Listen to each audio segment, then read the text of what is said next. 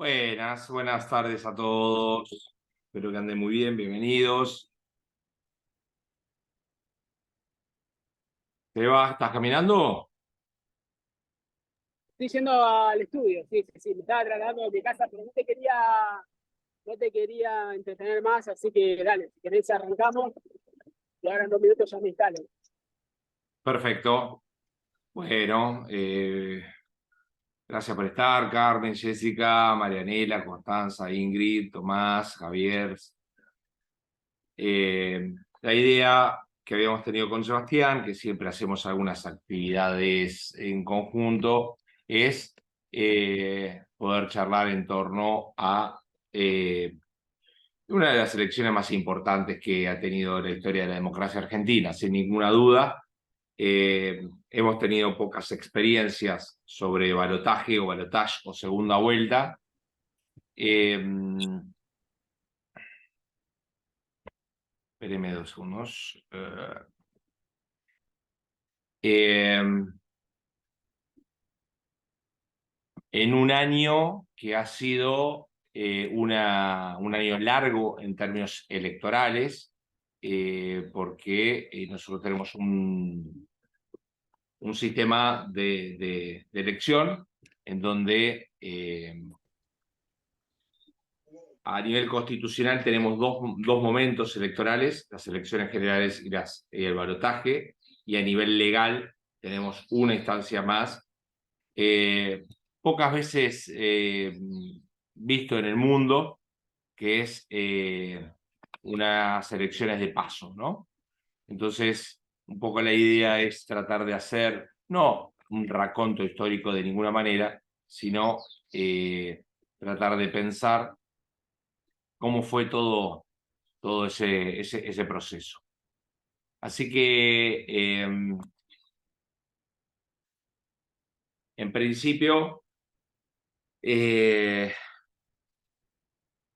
la historia política argentina estaba asignada por básicamente partidos predominantes y bipartidismo, ¿no? Históricamente había sido, bueno, a lo largo de la historia el PAN primero, después el radicalismo con el conservadurismo, después el peronismo con el radicalismo, y entonces eso hacía que el sistema era parecido a muchos sistemas europeos donde la teoría política y la ciencia política pensaban que el bipartidismo era un sistema sensato porque uno gobernaba y el otro estaba en la oposición y en cualquier momento podía ser miembro del oficialismo. Bueno, esta es una oportunidad donde esto claramente ha cambiado. Ha habido algunos visos de cambios sobre esto. Ya con la crisis de los partidos políticos habían surgido el Frepaso en su momento, el PRO en otro momento como terceros partidos. La teoría política, la ciencia política siempre pensó desde los manuales y de lo conceptual que el ingreso a la vida política de la República Argentina era muy difícil porque no porque sea difícil hacer partidos políticos, por el contrario, en la Argentina es muy fácil armar partidos políticos, pero sí el ingreso efectivo competitivo a la vida política era difícil. Siempre ha habido partidos políticos, la UCD, el Partido Intransigente, después la irrupción del Frepaso, la irrupción del PRO, pero en cualquiera de los casos o quedaban relegados a terceros partidos, no digo insignificantes, pero con poco caudal electoral, o terceros partidos que se coaligaban a un partido grande para poder tener alguna chance electoral. En este caso, bueno, ha irrumpido en el escenario político un nuevo partido político que, lejos de coaligarse con los partidos tradicionales, se presenta como una vertiente distinta. Y también la novedad es lo ideológico, porque que un partido liberal, como había sido la UCD, como había sido Acción por la República, que para los más jóvenes era Domingo Cavallo. Ha habido expresiones liberales, pero nunca había habido una expresión liberal con posibilidades competitivas. Bueno, este es el escenario marco, de alguna manera, que... Gustavo, ¿me querés pasar el hospedador a mí también? Así te ayudo a silenciar. Así vos podés continuar hablando y yo, si hay algún ruido, me ocupo de silenciar.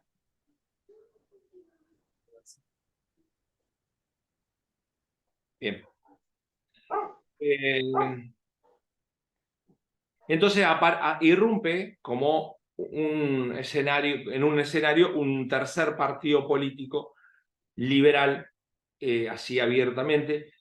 El otro tercer elemento es que estábamos un tanto habituados con partidos políticos conceptualmente atrapatodos, es decir, partidos políticos que tratan de decir generalidades, y en este caso, por el contrario, sus posiciones eran posiciones muy fuertes, muy hasta lindando a lo antisistémico, pero sin ninguna duda disruptivo, y diciendo cosas que hacía mucho que no se veía en el debate político argentino, o por lo menos las veces que se había presentado desde posiciones más refractarias.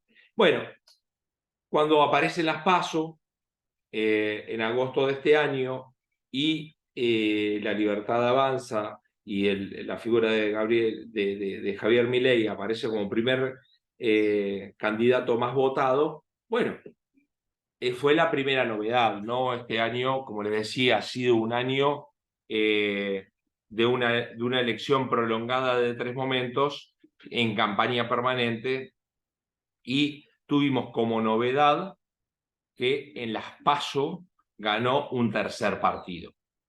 Cualquier analista antes de las PASO decía, miren, no hay el sistema político bastante conservador o bastante estático.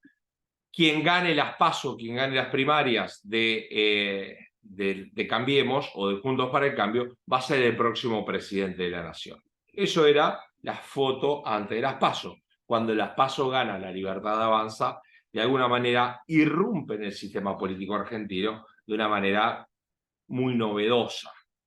Un tercer partido con posibilidades reales de acceder al poder. Todo aquel que participó de las aulas conmigo antes de las PASO, pero no por una posición personal, sino todos los analistas políticos decíamos, La Libertad Avanza tiene chances cero de llegar a ser presidente de la nación.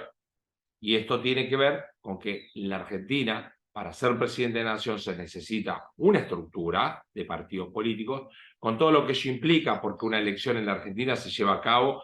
La Argentina es el 7º país más grande del mundo, son 135.000 mesas que existen a lo largo y a lo ancho del país, y hay que fiscalizarlas y hay que poner el cuerpo, porque si no, bueno, pasan un montón de cosas como robo de boletas, como que no estén las boletas, que desaparezcan, que hagan travesuras, que sean actas mal diseñadas, un montón de cosas que hacen a la vida política. Por eso las PASO lo que producen es un elemento sustancialmente novedoso, en donde un nuevo partido político aparece como irrumpiendo con posibilidades reales de acceder al poder en la Argentina. No obstante, nuevamente, una vez que está el escenario de las PASO, seguíamos repitiendo la casi imposibilidad de que llegue a ser presidente de la nación Gabriel Milei, porque intuíamos que en las PASO había tenido una suerte de ayuda que tenía que ver con el peronismo, que necesitaba atenuar el peso específico de Juntos para el Cambio, y entonces se las PASO sin ninguna duda tuvo acompañamiento sustancial, estructural, de gran parte del peronismo, que le cuidaba las boletas para atenuar el peso específico de Juntos para el Cambio. Esto ocurrió, digamos, la irrupción el haber podido ganar las PASO tenía que ver, entre otras cosas, con la posibilidad real de presentarse a elecciones y de tener una estructura, que era el peronismo tradicional, de cuidarle esas boletas para atenuar el peso específico de Juntos para el Cambio. Ahí la foto de las PASO. Bien. Cuando vienen las generales, tiene un nuevo elemento.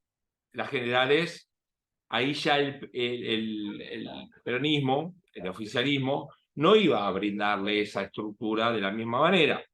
Y se da en las generales, se da con la combinación de varias elecciones de manera simultánea. Es decir, a lo largo del año habíamos tenido elecciones elecciones a gobernador, pero ahora la elección a presidente se presentaba en simultáneo, especialmente en la provincia de Buenos Aires. La provincia de Buenos Aires, como son 135 municipios y como es el 42% del electorado, al ir en elecciones en simultánea y los intendentes y el gobernador se jugaban el premio mayor, que es su reelección, entonces ahí pusieron todos los cañones y apostaron todos los cañones para que al intendente le vaya bien, por lo tanto a su candidato a presidente, en este caso Massa, le vaya bien. Así que en las elecciones generales, una nueva novedad, porque decíamos, bueno, si Milei ganó las PASO, lo más probable es que continúe esa oleada ganadora. Acuérdense que entre las PASO y las generales se convierte casi en un showstar, en un rockstar, con una visibilidad en los canales de televisión, y ya para ese entonces se veía algo muy interesante, que es la combinación de estos jóvenes que empiezan a utilizar los medios de comunicación, las redes, de una manera casi espontánea, muchos de ellos, para visibilizar al candidato. Con lo cual, en las generales ahí, a diferencia de las PASO, gana Massa, ¿sí? Entiendo yo que entre otras cosas, con el componente importantísimo de los intendentes de la provincia de Buenos Aires. Recuerden que más allá de que nuestro país es federal, es el 7º país más grande del mundo, pero es uno de los más hipertróficos.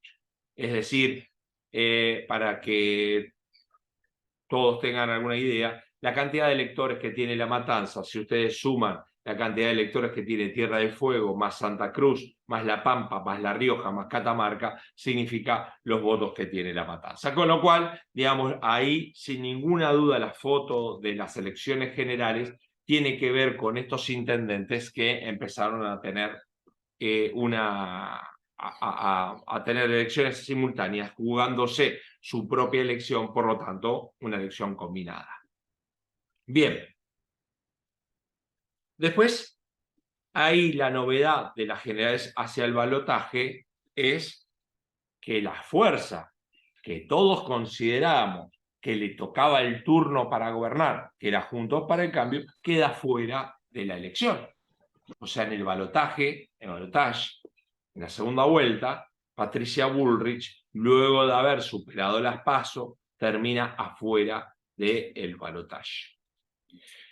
Con lo cual, nos encontramos con esta situación, que como todo balotaje o balotaje en el mundo, vos tenés unas PASO en donde había 28 listas a competir, unas generales que quedaron 5 listas a competir, porque tenía que superar el 1,5%, y después te encontrás con un balotaje.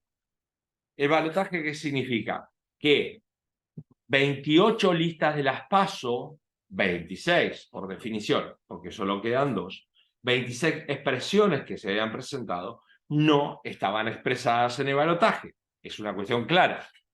Bien, entonces el balotaje termina siendo un sistema que conceptualmente la reforma de la Constitución estaba pensada para que el presidente que sea electo de un proceso de balotaje sea con legitimidad de origen, es decir, con más del 50% de los votantes, porque obviamente si es uno u otro, por lo tanto el que gane va a tener más del 50% de los votos, una cuestión obvia, que tiene una legitimidad de origen, pero al mismo tiempo tiene una legitimidad de origen prestada.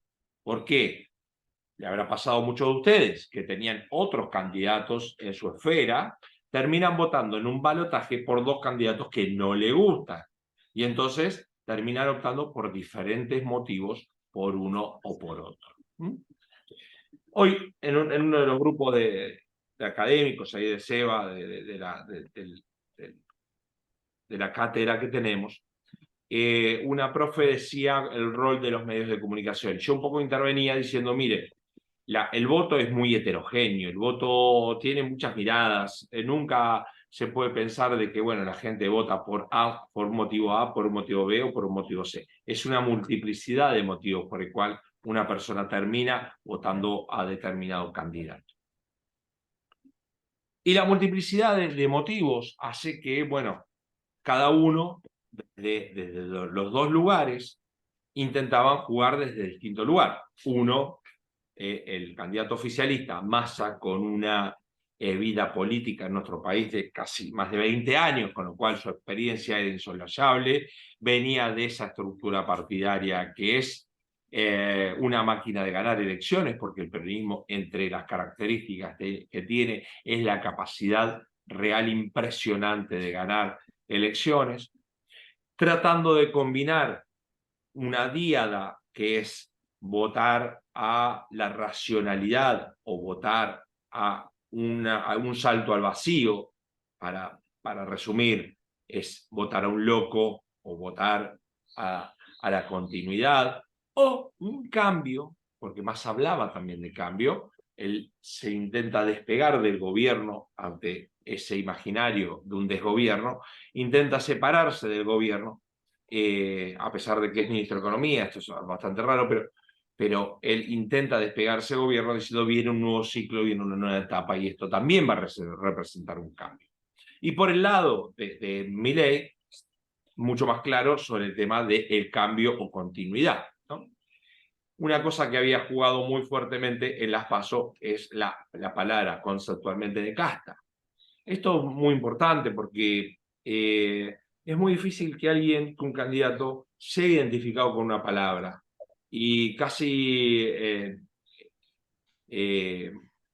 venía por asociación directa la palabra casta con Milei.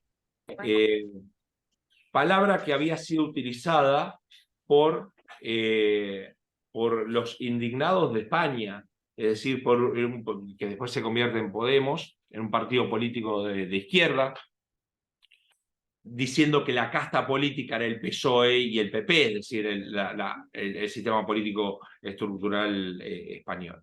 Y entonces utiliza esa palabra que fue conceptualmente muy fuerte, que fue el tema de la casta, y que después empieza a atenuar ese concepto en función de que en el balotaje tenía que incorporar a nuevos grupos, que era justamente la casta. Ya había incorporado un sindicato, había incorporado inmediatamente después de las generales, aparte del PRO, que era Macri y Patricia Bullrich. Así que nos presentamos ante un balotaje en este escenario político. Bien, las encuestadoras, como hace mucho tiempo, vienen fallando, daban casi un empate técnico, era bastante llamativo porque decían gana por un voto, por 1%, por 2%, con un margen de error del 1,5%, con lo cual no había prácticamente ningún encuestador que podía dar algo firme. Como siempre, digamos, la vida política argentina supone que el peso específico está en la provincia de Buenos Aires, por lo tanto, la provincia de Buenos Aires se daba por descartada que iba a ganar Massa de una manera contundente, y que eso lo tenía que sopesar Córdoba y Santa Fe. Bueno, nada de esto sucedió. La provincia de Buenos Aires ganó Massa por un poquito más de un punto. De los 135 municipios de la provincia de Buenos Aires, 108 municipios fueron ganados por Milei. Las provincias, la que era previsible, Córdoba, que parece ser la capital del antikirchnerismo, a pesar de que gobierna el peronismo, gana con el 74% de los votos. Mendoza, que es gobernado por el radicalismo, por el 71% de los votos. San Luis, casi 70% de los votos, Santa Fe, 62% de los votos, Entre Ríos, San Juan, casi de Neuquén, Chubut, todos por más del 60% de los votos, que le da la victoria a Gabriel Milei. Las preguntas que nos brindamos es ¿cómo es posible? ¿Cómo es posible que una persona que en principio no tenía chance alguna porque no tenía estructura, que era tan antisistémico, que decía frases muy contundentes, casi rompiendo con nuestra historia democrática y consensos democráticos de la República Argentina, se convierte en nuestro nuevo presidente?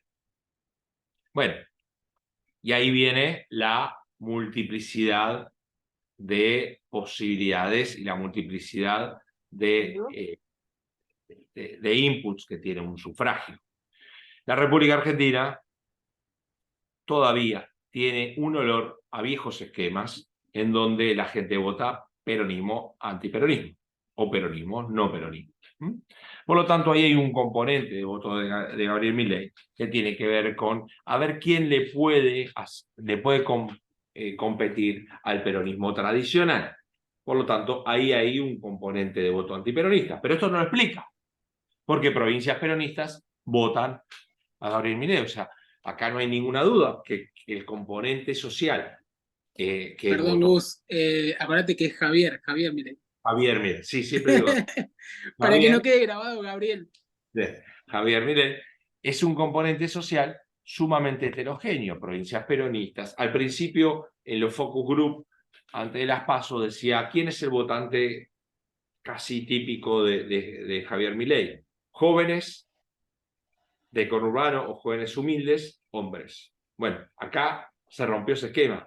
Acá lo votaron ricos, pobres, radicales, peronistas, es decir, hay una heterogeneidad porque si no, no hubiese tenido esa cantidad, con lo cual mucha gente que ha votado, incluso al kirchnerismo en algún momento, hoy votó a Javier Milei.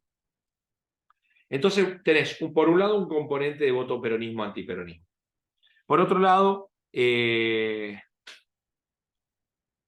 será por qué no identificar... no entendí eso.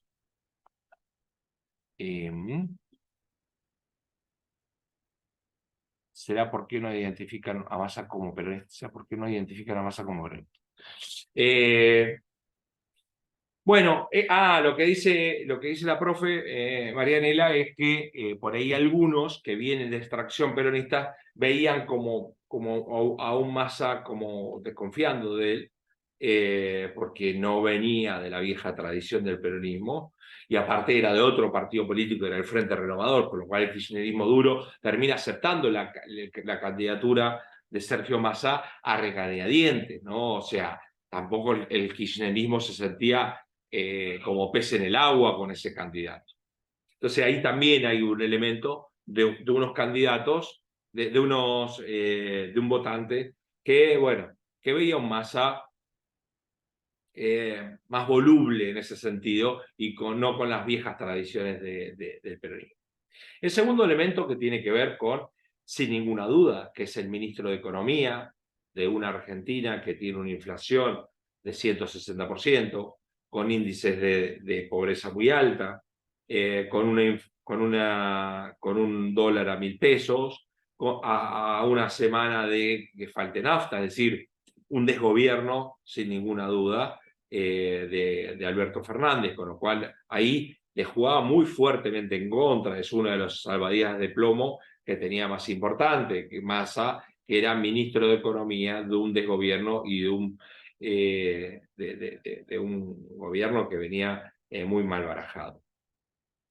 Después hay otro elemento que tiene que ver con la ruptura, Es decir, muchos años gobernando, especialmente de aquellas provincias, si ustedes ven, muchas provincias son de vieja tradición del peronismo. La provincia de Buenos Aires viene gobernada básicamente por el peronismo. Y bueno, sienten que 40 años de democracia no ha servido, por ejemplo, para solucionar temas básicos como tener cloaca o agua potable en muchos lugares del conurbano. Sin ninguna duda, el componente de los jóvenes ha sido la novedad de esta elección.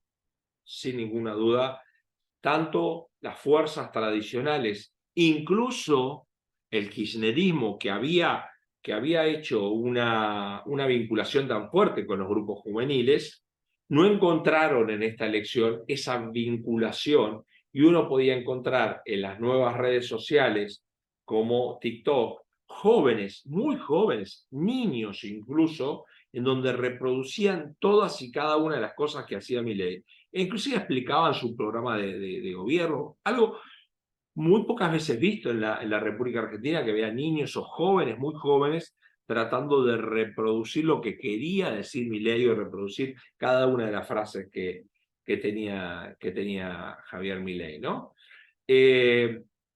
Y por otro lado, había un alto nivel de indecisos, es decir, que la elección, a mi juicio, se jugó el domingo. La elección se jugó el domingo adentro del cuarto oscuro, porque posiblemente la elección venga pareja, pero sin ninguna duda, si alguno tenía alguna dificultad a la hora de elegir a uno u otro, se eligió en la última instancia. Yo hace poco fui a La Rioja y me llamó mucho la atención, muchísimo la atención. La Rioja, con su historia, gobierna por el peronismo del año 83, el ciudadano común estaba muy enfervorecido con Milei. Gente grande, o sea, era un fenómeno, como le digo, que trasvasaba clases sociales, edades. Así que, y creo que también, y otro componente, es el, el miedo que generaba Milei por su irracionalidad. Lo toma el oficialismo, y ese miedo, que es genuino por sus ideas tan radicalizadas, empieza a generar miedo en parte de la asociación, en parte de la sociedad. Entonces vimos cómo la utilización del Estado para hacer campaña política, la idea de que se iba a terminar con la universidad, de que no ibas a tener más hospitales públicos, de que, bueno, todo se venía abajo, era un poco la recreación de algún momento de Show el Caos. Esto tiene un efecto negativo por parte de la sociedad, que siente que está haciendo una suerte de extorsión, ¿no? Es decir, bueno, si viene Milei, primero la culpa del aumento del dólar era por Milei, y después iba a pasar todas las peores cosas si iba a gobernar Milei. Y eso también tiene un efecto para parte de la sociedad que, lejos de tener miedo, le genera bronca. El miedo genuino por sus ideas, en bronca por una suerte de extorsión. Así que, digamos, el triunfo contundente de 11 puntos con altos niveles de legitimidad, una elección que fue la más alta de toda la historia argentina. Nos encontramos en este panorama que nos muestra a nosotros con un gobierno que no sabemos qué nos va a deparar, ¿no? Cerca o lejos de la zona de producción ¿Seba de está la por ahí? vid. Sí, estaba silenciando. Ah. Sí, Bueno, esa es mi introducción, Seba. Dale. excelente. Sí, dijiste un montón de cosas importantes. Mirá, eh, yo diferenciaría, siguiendo un poco lo que vos decís, dos planos, ¿no? Primero el plano discursivo. El plano discursivo me parece que fue fundamental. Primero, llama mucho la atención. eh, Como sabemos, esto ya lo venimos estudiando hace rato, como al menos en el caso argentino la derecha se siente más cómoda usando las redes sociales. De hecho, esto se ve en seguidores de uno y otro, ¿no? Milei es por lejos el que más seguidores tiene en redes como Instagram, TikTok, eh, Twitter. Y a nivel discursivo, pensemos que Milei en redes sociales, o al menos en recortes mediáticos que se han viralizado, por ejemplo, utilizó la palabra mogólico. O sea, va muy asociado al discurso, a lo que podríamos denominar como discurso del odio. La palabra mogólico para descalificar a alguien, a un adversario. ¿Recuerdan? Después tildó, bueno, con un adjetivo calificativo que ahora no recuerdo, al Papa. El zurdo que está en el Vaticano o algo por el estilo. Bueno, por supuesto, hablando de zurdos, en el imaginario de Milei, recordá, Gustavo, los insultos que le profirió a Larreta, ¿no es cierto? Zurdo de mierda y no sé qué. Bueno, el fracasado, ahí lo tenés atrás, el busto de Alfonsín, te estimo, ¿no? Gus, a nuestro querido doctor Alfonsín. Bueno, las barbaridades que ha dicho sobre Alfonsín, el fracasado de Chascomús o algo por el estilo. Es decir, bien dijiste, bueno, y podríamos seguir el listado digamos, de descalificaciones y agresiones verbales de todo tipo que ha tenido Milei en su campaña. Campaña que empezó, de hecho hay que destacar que fue el primero que empezó a la campaña, ¿no? Fuerte. La empezó la venta de órganos,